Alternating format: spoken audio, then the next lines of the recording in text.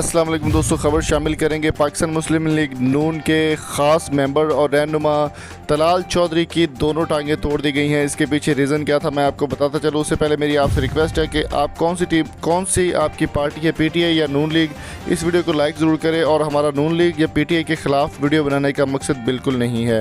दोस्तों, ख़बर आप तक पहुँचाने में हमारे साथ जो है वो मौजूद होंगे हमारे जितने भी नुमाइंदे हैं पाकिस्तान में। उनकी सोर्सेज़ के मुताबिक तलाल चौधरी और आयशा बलोच के दरमियान काफ़ी ज़्यादा झड़प हुई और तलाल चौधरी की ये वीडियो सोशल मीडिया पर काफ़ी ज़्यादा वायरल हो रही है, जिसमें उनकी दोनों टांगें टूट चुकी हैं और उनकी हालत काफ़ी क्रिटिकल बताई जा रही है और बहुत बुरा हाल है। दोस्तों, मैं यहाँ पर आपको एक चीज़ बताता चलूँ कि तलाल चौधरी की जानिब से ये बयान आया है कि आयशा बलोच मेरी सगी बहन की जैसी हैं और मेरा उनके साथ कोई इस तरह का रिलेशन नहीं था और मेरी कोई इस तरह का मकसद नहीं था उनको तंग करने का।